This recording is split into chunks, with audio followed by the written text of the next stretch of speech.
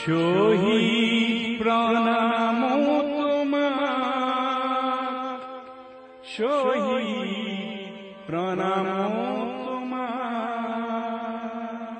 সমগ্ৰ অসমবাসীৰ বাবে আজি এটা বিশেষ দিন, কাৰণ আজি অসমীয়াৰ অস্তিত্ব ৰক্ষাৰ যুঁজত প্ৰাণাহুতি দিয়া শ্বহীদসকলৰ বাবে উৎসৰ্গিত দিন। ছবছৰীয়া অসম আন্দোলনত বুকুৰ ৰাঙলী তেজেৰে ইতিহাসৰ বুকুত লিখা 860গৰাকী শ্বহীদক স্মৰণৰ দিন, যিদিন আজি সমগ্ৰ অসমতে উদযাপিত হৈছে শ্বহীদ দিৱস হিচাপে।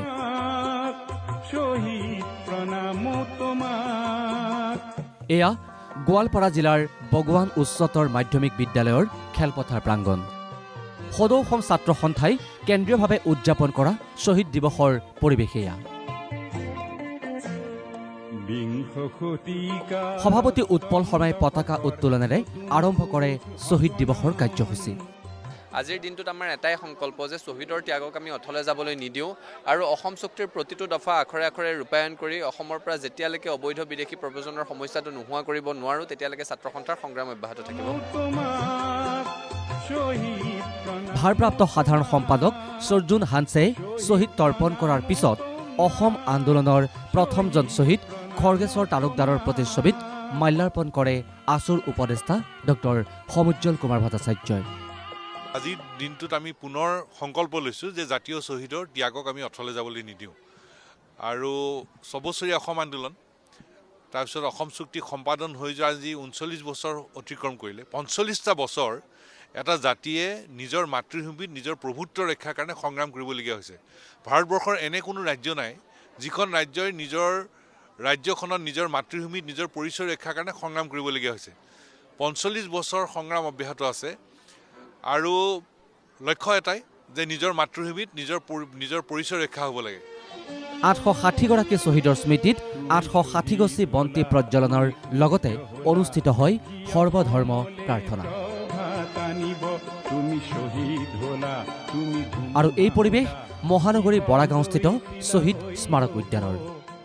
অসম আন্দোলনত দেশ আৰু জাতিৰ হকে জীৱন উৎসৰ্গা কৰা শ্বহীদসকলৰ স্মৃতিত শ্বহীদ তৰ্পণ কৰে মন্ত্ৰী অতুল বৰাই। 10 ডিচেম্বৰৰ দিনটো আমাৰ কাৰণে অতি স্মৰণীয় দিন। 1979 চনৰ পৰা 85 চনলৈ ৰাজ্যখনত বিদেশী নাগৰিক বহিষ্কাৰৰ দাবীত যি গণ আন্দোলন হৈছিল, সেই গণ আন্দোলনত খগেশ্বৰ তালুকদাৰ শ্বহীদ হৈছিল। তাৰপিছত এজনৰ পাছত এজনকৈ 860জন শ্বহীদ হ'ল অসম আন্দোলনত। সেই শ্বহীদসকলক আজিৰ দিনটোতে শ্ৰদ্ধা জনাবলৈ চৰকাৰে ব্যৱস্থা গ্ৰহণ কৰিছিল আৰু সেইমতে চৰকাৰীভাৱে আজি আমি এই স্থানত শ্বহীদ দিৱস উদযাপন কৰিছোঁ। শ্বহীদ পৰিয়ালৰ উপস্থিতিত অনুষ্ঠিত এই দিৱসত উন্মোচন কৰা হয় দিগন্ত ওজা সম্পাদিত অসম আন্দোলনৰ তথ্যকোষ 6। অনুষ্ঠানত উপস্থিত থাকে মন্ত্ৰী চন্দ্ৰমোহন পাটোৱাৰীৰ লগতে বিধায়ক ৰমেন্দ্ৰ নাৰায়ণ কলিতা। আনফালে এই পৰিৱেশ জামুগুৰিহাটৰ। বিজেপিৰ ৰাজ্যিক যুৱ মৰ্চাই জামুগুৰিহাটত কেন্দ্ৰীয়ভাৱে উদযাপন কৰা শ্বহীদ দিৱসত ভাগ লৈ জাতিৰ বাবে প্ৰাণাহুতি দিয়া শ্বহীদসকলৰ ত্যাগক সোঁৱৰে মুখ্যমন্ত্ৰী হিমন্ত বিশ্ব শৰ্মাই। মই অসমবাসী ৰাইজক অসম আন্দোলনৰ যি মূল ভেটি আত্মনিৰ্ভৰশীল অসম, স্বাৱলম্বী অসমৰ যি কল্পনা আছিল, সেই কল্পনাক বাস্তৱত ৰূপায়িত কৰাৰ বাবে আহ্বান জনাম। অসমৰ যুৱক সমাজক কপালৰ ঘামেৰে পৰিশ্ৰম কৰি অসমখনক সুজলা সুফলা কৰি গঢ়ি তুলিবৰ বাবে আহ্বান জনাম। অনুষ্ঠানত সম্বৰ্ধনা জনোৱা হয় অবিভক্ত শোণিতপুৰ জিলাৰ 160গৰাকী শ্বহীদৰ পৰিয়ালক।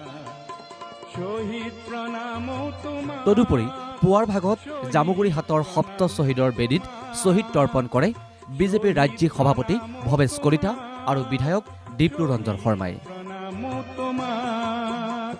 ইপিনে নতুন দিল্লীতো সাংসদ প্ৰদান বৰুৱা আৰু ৰামেশ্বৰ তেলীৰ উপস্থিতিত শ্বহীদ দিৱস উদযাপন কৰে কেন্দ্ৰীয় মন্ত্ৰী সৰ্বানন্দ সোণোৱালে।